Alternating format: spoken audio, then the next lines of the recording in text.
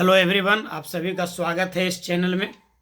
आज के इस वीडियो में आप देखेंगे बीपीएससी टीआरई पीजीटी के लिए प्रीवियस ईयर प्रॉब्लम का डिस्कशन। ये इस सीरीज का 9वां लेक्चर होगा। इसके पहले 24 सवाल बताए जा चुके हैं। आज आप देखिएगा 25वां सवाल। हम उम्मीद करते हैं कि आप पूर्व में बताए गए सभी सवालों को एक बार ज़रूर देख लिए होंगे और उसे अच्छी तरह से समझ भी लिए होंगे। चलिए आज का सेशन शुरुआत करते हैं। क्वेश्चन नंबर 25 देखते हैं। क्वेश्चन नंबर 25 के रूप में आप देखिए, ये क्वेश्चन मैट्रिक्स से लिया गया है और बिल्कुल कंसेप्चुअल सवाल है, थोड़ा कैलकुलेटिव है। इसको आसान सवाल की श्रेणी में आप रख सकते हैं। क्वेश्चन नंबर 25 देखिए, कह रहा है कि यदि आव्यूह को a प्लस बी के रूप में व्यक्त किया जाए जहां a सममित और विषम सममित है b, तो b का मान क्या होगा। आपके ऑप्शंस हैं a में, b, इसी प्रकार से c, d में है उपर्युक्त में से एक से अधिक, e में है उपर्युक्त में से कोई नहीं।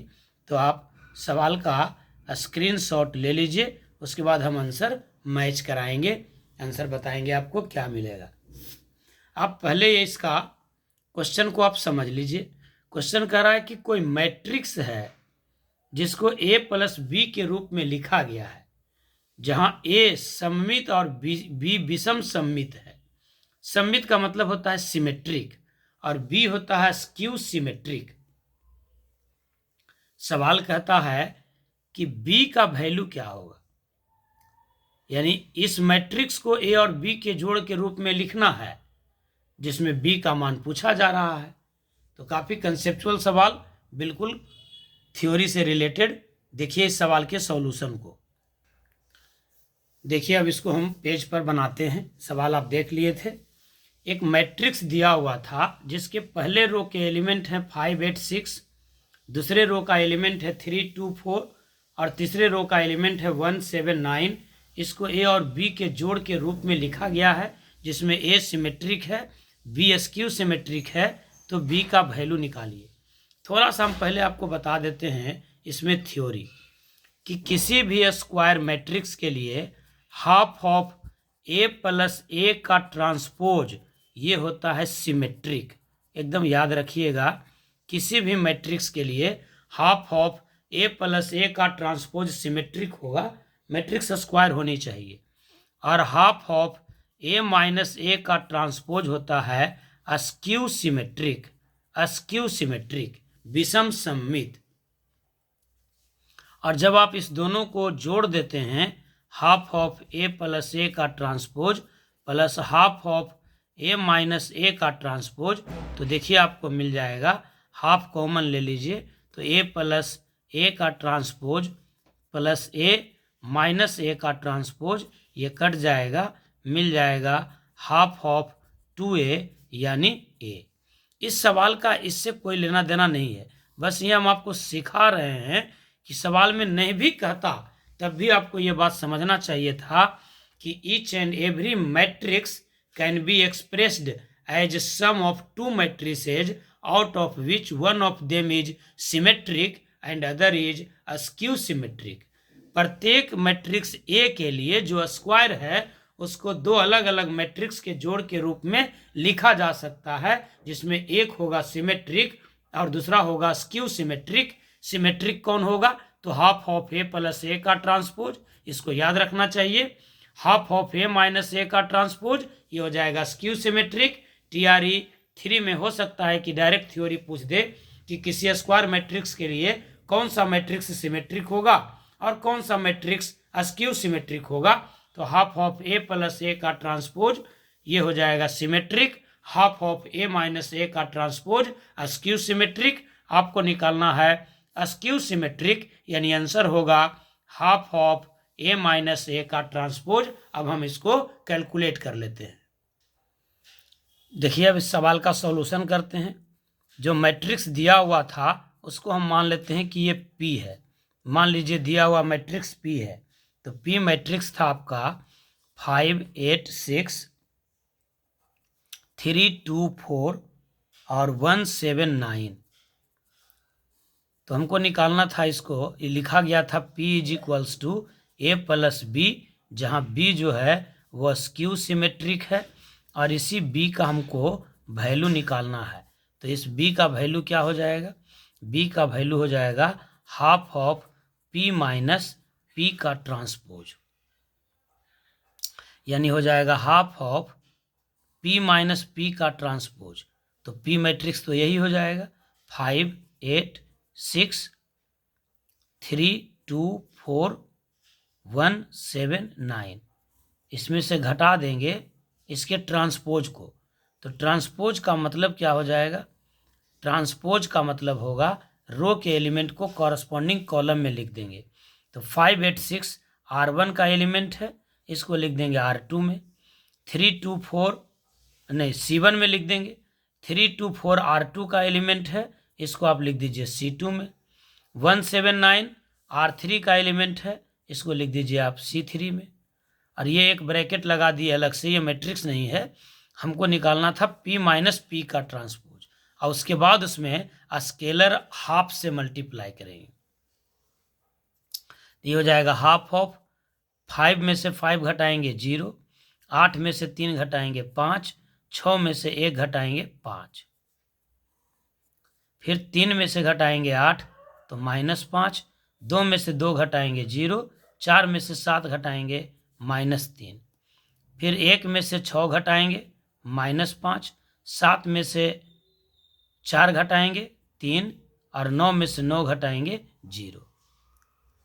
अब इसको क्या करेंगे? हाफ से मल्टीप्लाई करना है, तो प्रत्येक एलिमेंट में हाफ से मल्टीप्लाई कर देंगे, तो ये हो जाएगा 0, 5/2, 5/2, यहाँ हो जाएगा -5/2, 0, -3/2, -5/2, 3/2 और 0।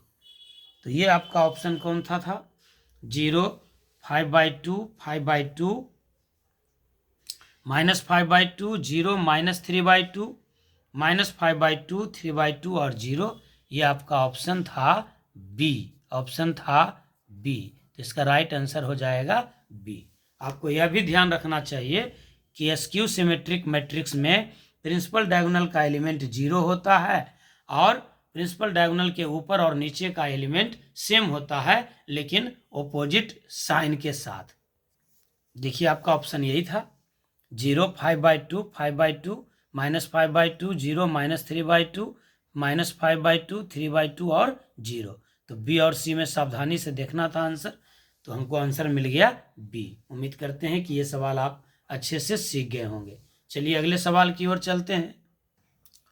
क्वेश्चन नंबर 26 देखिए, ये 12 के कैलकुलस से लिया गया है, चैप्टर से एप्लीकेशन ऑफ डेरिवेटिव है, जिसमें रेट मेजर एक चैप्टर है, उस चैप्टर से ये सवाल को उठाया गया है। ये सवाल क्या कह रहा है? हवा के एक बुलबुले की त्रिज्या 1/2 सेंटीमीटर प्रति सेकंड की दर से बढ़ रही है। बुलबुले का आयतन किस दर से बढ़ रहा है जब उसकी त्रिज्या 1 सेंटीमीटर है? The radius of a bubble, spherical bubble, is increasing at the rate of 1/2 centimetre per second. तो सवाल कह रहा है कि at what rate its volume is increases when its radius is 1 centimetre. ये सवाल काफ़ी कंसेप्चुअल है, बिल्कुल कंसेप्ट पर आधारित और आसान सवाल में से एक, बेहद आसान सवाल में से एक। बस आपको कंसेप्ट जानना चाहिए। सवाल का आप स्क्रीनशॉट ले लीजिए, फिर इसका आंसर मिलाइएगा। जरा देखते हैं इसके सॉल्यूशन को। क्वेश्चन तो आप पढ़ ही लिए हैं, सॉल्यूशन को देखिए। कह रहा है कि एक स्फेरिकल एयर बबल है, ये स्फेरिकल एयर बबल है। स्फेरिकल का मतलब इसमें 3 डायमेंशन हो गया, 3 डायमेंशनल हो गया। और कह रहा है कि इस बबल का जो रेडियस है, इसके रेडियस के इंक्रीज करने का रेट दिया हुआ है, यानी इसको हम लोग बोलेंगे dr/dt, और ये दिया हुआ है 1/2 सेंटीमीटर पर सेकेंड। dr/dt दिया हुआ है, रेडियस के इंक्रीज करने का दर है। एक बार फिर से लिख देते हैं, dr/dt इज इक्वल्स टू है 1/2 सेंटीमीटर पर सेकेंड। किसी स्फेरिकल बबल के रेडियस के बढ़ने का रेट दिया हुआ है, तो कह रहा है कि इसके वॉल्यूम का बढ़ने का रेट क्या होगा, यानी आपको निकालना है dv/dt, वो भी तब जब रेडियस बढ़ते बढ़ते 1 सेंटीमीटर हो जाए। आपको यही सवाल बनाना है। तो कैसे निकालेंगे? तो कुछ नहीं, बस इसके वॉल्यूम का फॉर्मूला लिख देते हैं।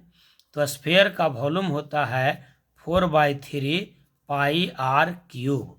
अब आप इसको डिफरेंशिएट कर दीजिए टाइम के रेस्पेक्ट में, तो आपको मिल जाएगा dv/dt। तो 4/3 पाई कांस्टेंट है, बाहर निकल जाएगा। आर क्यूब का डिफरेंशिएशन निकाल दीजिए, तो ये हो जाएगा 3r² इंटू dr/dt। ये ध्यान दीजिए, आर क्यूब का जो डिफरेंशिएशन है वो हो जाएगा 3r² इंटू dr/dt।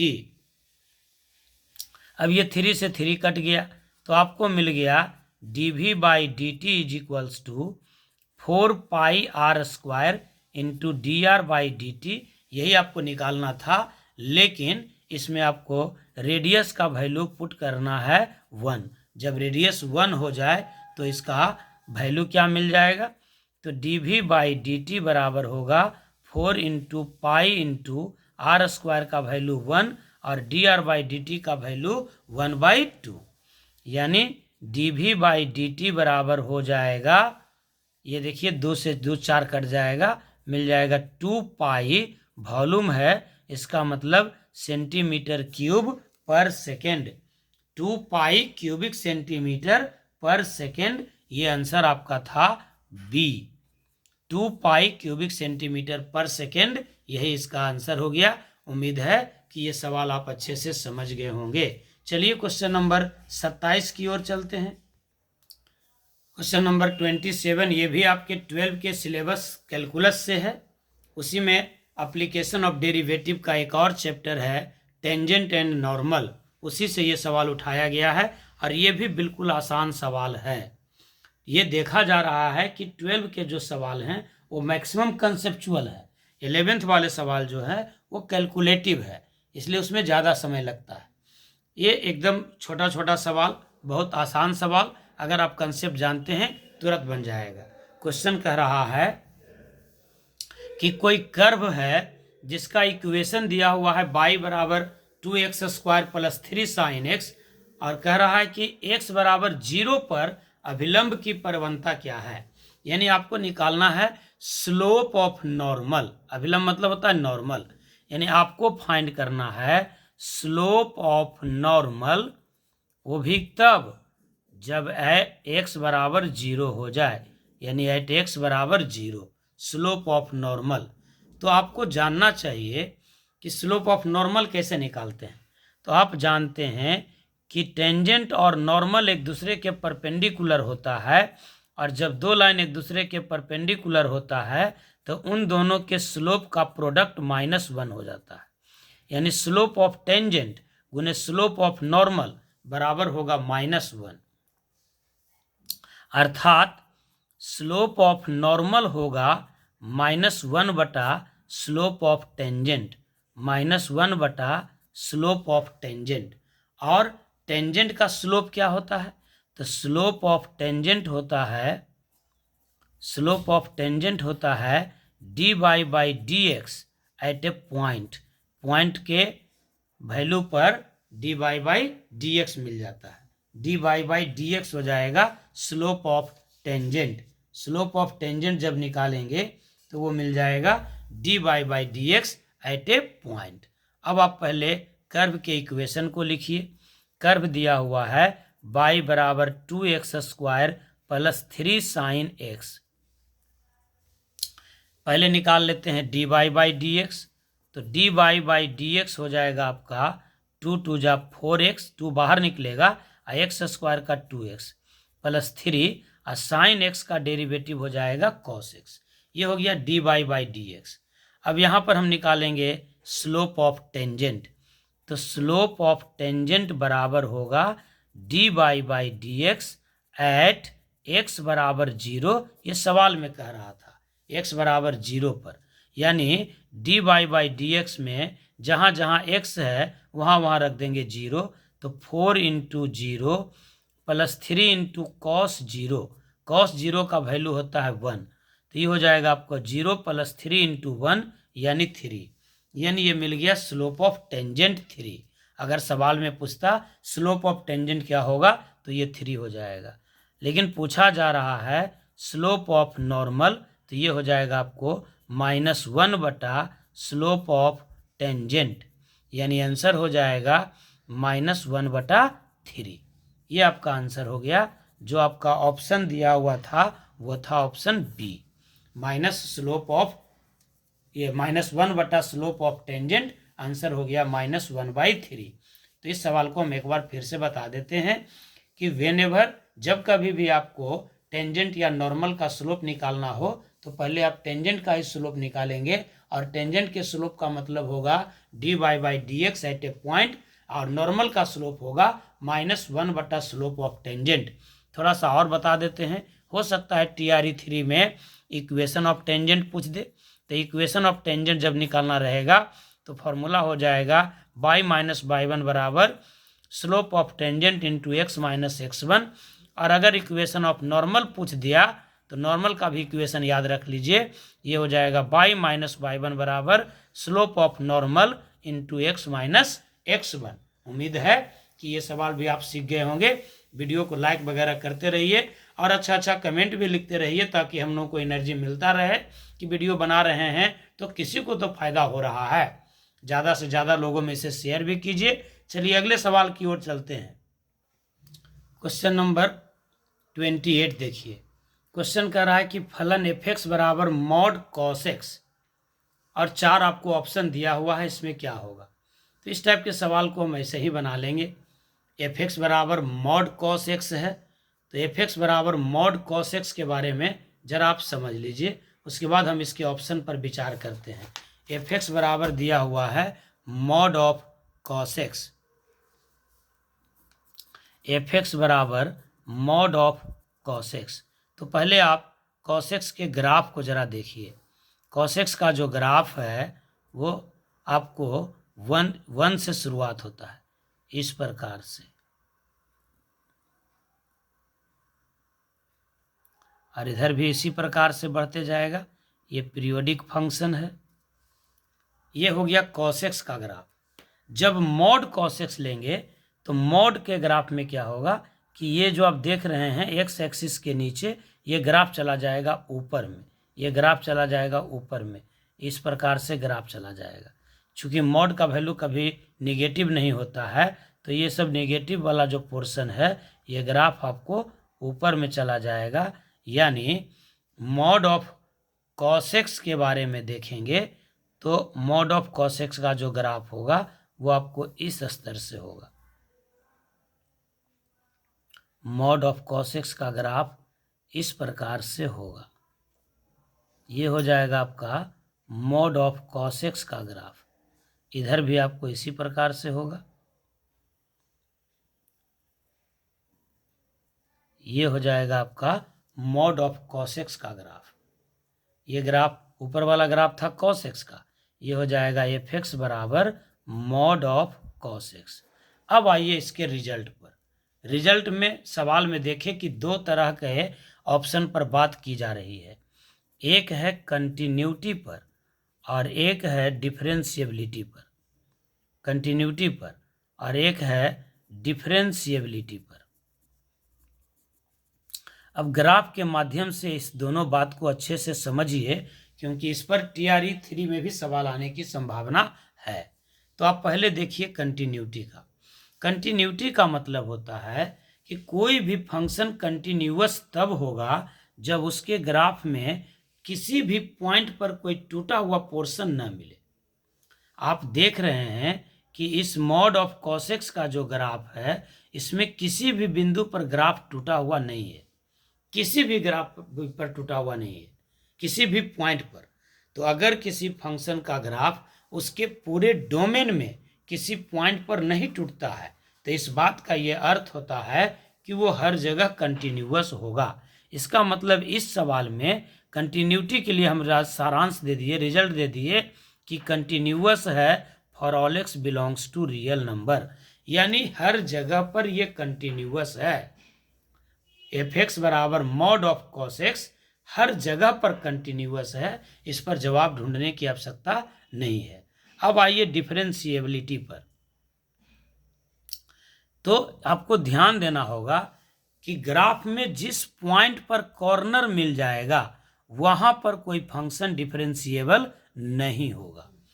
कोई भी फंक्शन का ग्राफ खींच दीजिए, जिस पॉइंट पर कॉर्नर मिल जाए, जैसे देखिए यहाँ मिल गया एक कॉर्नर, इसको आप वर्टेक्स भी बोल सकते हैं। यहाँ भी है कॉर्नर, यहाँ भी है कॉर्नर, यहाँ भी है कॉर्नर, यहाँ भी कॉर्नर है, यहाँ भी कॉर्नर है। तो जिस जिस पॉइंट पर कॉर्नर मिलेगा वहाँ पर वो ग्राफ, ये फंक्शन कंटिन्यूअस तो होगा लेकिन डिफरेंशिएबल नहीं होगा। यानी एनी फंक्शन y बराबर f of x which is continuous is said to be differentiable if there is no any vertex at any point on the graph. अगर किसी फंक्शन के ग्राफ पर किसी भी पॉइंट पर कॉर्नर नहीं मिलता है तो समझिए वो डिफरेंशिएबल होगा, और जिस पॉइंट पर कॉर्नर मिल जाएगा वहां पर डिफरेंशिएबल नहीं होगा। और ऐसे भी समझना चाहिए, जानना चाहिए कि modulus function is not differentiable, modulus function is not differentiable at its own roots, अपने ही रूट्स पर ये डिफरेंशिएबल नहीं होगा। और ग्राफ के माध्यम से समझेंगे तो जहां जहां इसका वैल्यू 0 मिला है एक्स एक्सिस पर, वहीं पर कॉर्नर मिला है। यानी जहां जहां कॉर्नर मिला है वहां वहां डिफरेंशिएबल नहीं हुआ। तो कहां कहां 0 मिला है तो ध्यान दीजिए, कॉस के ग्राफ में ये देखिए, ये 90 पर 0 मिल गया। ये देखिए आपको 270 है जिसको 3π/2 कहेंगे, ये 5π/2 है, ये 7π/2 है। इधर भी देखेंगे तो ये -π/2 है, ये -3π/2 है। यानी cos x बराबर 0 का मतलब हुआ x जो है वो मिल रहा है ±π/2, और मिल रहा है ±3π/2, और मिल रहा है ±5π/2, और सो ऑन। आप क्या देख रहे हैं कि ये π/2 का ऑड मल्टीपुल मिल रहा है, ऑड मल्टीपुल ऑफ π/2 मिल रहा है।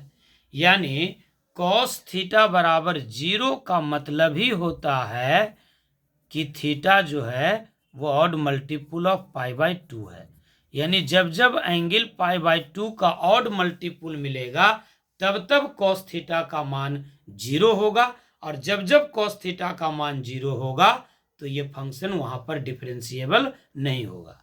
अब हम बात कर रहे थे रूट का, तो यहाँ दिया हुआ था मॉड ऑफ कॉस एक्स, इसका मतलब रूट निकालने के लिए कॉस एक्स को 0 कर दीजिए तो आपको मिल जाएगा x बराबर ऑड मल्टीपुल ऑफ π/2। तो आपको याद हो गया कि ऑड मल्टीपुल जो होगा π/2 का, वहां पर फंक्शन डिफरेंशिएबल नहीं होगा। अब आप देखिए इसका जवाब क्या होगा सवाल से। क्वेश्चन था आपके पास, देखिए क्वेश्चन था ये, एफ एक्स बराबर मॉड कॉस एक्स। अब ऑप्शन से मिलाइए। कह रहा एक्स के प्रत्येक मान पर संतत और अवकलनीय होगा, गलत बात हो गया। एक्स के प्रत्येक मान पर संतत तो होगा, अवकलनीय नहीं होगा। संतत मतलब कंटिन्यूअस, अवकलनीय मतलब डिफरेंशिएबल। तो एक्स के प्रत्येक मान पर कंटिन्यूअस है, डिफरेंशिएबल नहीं। डिफरेंशिएबल के लिए तो आपको एक पॉइंट माइनस हो गया था। बी नंबर कह रहा है कि एक्स के प्रत्येक मान के लिए संतत, परंतु x बराबर π/2 के ऑड मल्टीपुल पर डिफरेंशिएबल नहीं होगा। यही तो अभी हम लोग सीखे, यही जवाब इसका होगा, आंसर बी हो जाएगा। यानी x के प्रत्येक मान के लिए कंटिन्यूअस है लेकिन डिफरेंशिएबल वहां नहीं है जहां पर π/2 का ऑड मल्टीपुल मिल रहा है x जहां पर π/2 का ऑड मल्टीपुल मिल रहा है वहां पर डिफरेंशिएबल नहीं होगा। तो इसका आंसर हो जाएगा बी। सी तो कह रहा है कि न तो संतत नहीं अवकलनीय है, ये ऐसे ही खत्म, एक भी खत्म, और डी ई की तो बातें खत्म हो गया।